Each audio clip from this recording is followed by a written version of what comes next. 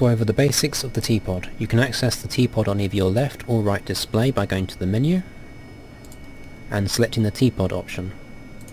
From here we are on the standby page. We can enable and disable the T-Pod display by pressing the standby button. From here we have a large number of options. Our laser code is displayed at the top. Note you cannot change your laser code whilst you're on the ground. It will automatically revert to 1111 every time there is weight on the wheels. So change your laser code after taking off. Next we have the CCD and FLIR modes. This is a television mode and an IR mode. In addition, when in IR mode you can change between white hot and black hot. Beneath that we have the zoom controls. You can zoom in and zoom out. We have the data menu.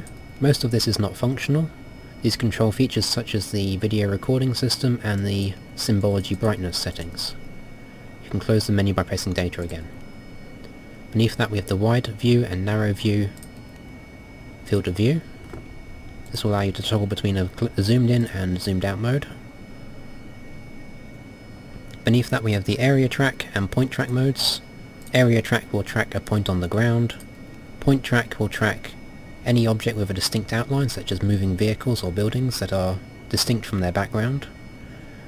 Across from that we have the LSS mode. This is your laser spot track mode for the TGP, or T-Pod. It is fundamentally redundant on the Harrier since it features a laser spot tracker inside the nose, which is easier to use. On the right we have the TDC toggle button. Pressing this on will allow you to slave your TDC controls from your throttle onto the targeting pod and allow you to slew the camera around. There is a secondary TDC mode available on the T-Pod. You can enable this by pressing sensor select switch down twice rapidly. This will enable HTS, or the HOTAS control mode. This will change the functionality of your sensor select switch to provide easier use of the T-Pod. For example, if I press sensor select switch left, I can cycle my view between wide and narrow. If I press sensor select switch aft, I can switch between area track and point track. And if I hold sensor select switch right for more than 1 second and release, I can switch between the TV mode and the FLIR mode. If I press sensor select switch right short, whilst in FLIR mode I can enable white hot and black hot. Bear in mind when using this mode, you are unable to designate the aircraft's primary target. This mode is primarily used for searching for out targets and observation prior to engagement. If you wish to use it to mark a target, the best way to do that is to find your target, put your cursor on it or nearby, disable HTS mode by pressing sensor select switch down twice, re-enable the TDC and then locate your target.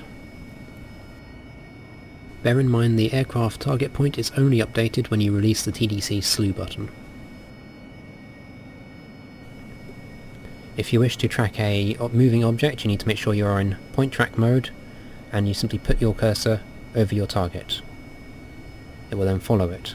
Bear in mind this does not update the DMT actively, so if you're dropping a laser guided bomb on a tank, for example, if it has moved a long distance since you first acquired it, it is best to lose the acquisition deliberately and reacquire it. There is no lock-on button required. All you have to do is slow your camera over the target and it should point out the target for you. Like so.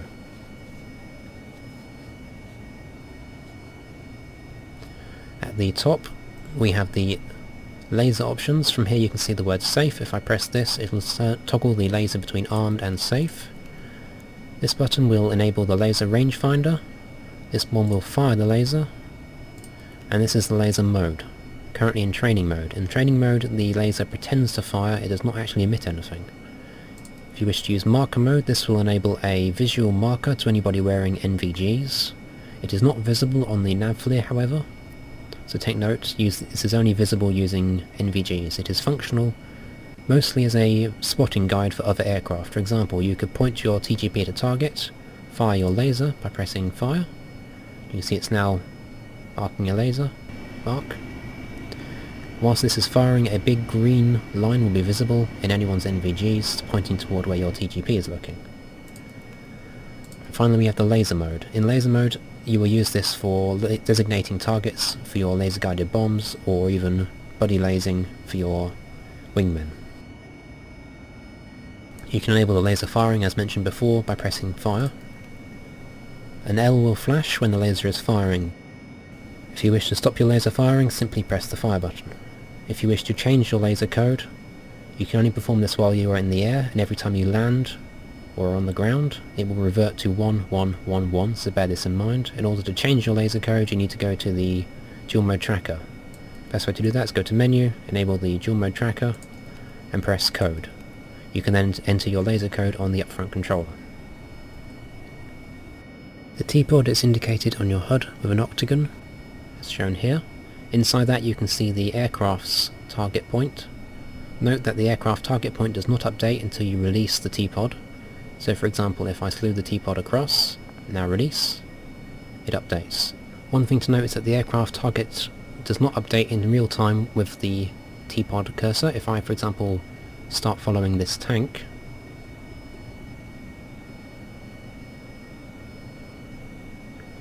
the target does not update visually on the HUD. Although the T-pod is in fact tracking your target, it is not updating correctly on the HUD. If you are performing a CZRP drop of a laser guided bomb, I recommend that you ensure to acquire a lock shortly before your drop. So as you get close to the run-in for your drop, simply move your TDC cursor again and reacquire to ensure an updated aim point for your bomb. Failure to do so could result in your bomb being dropped far too far away from your target for it to acquire. So let's move on to weapon employment using the T-pod.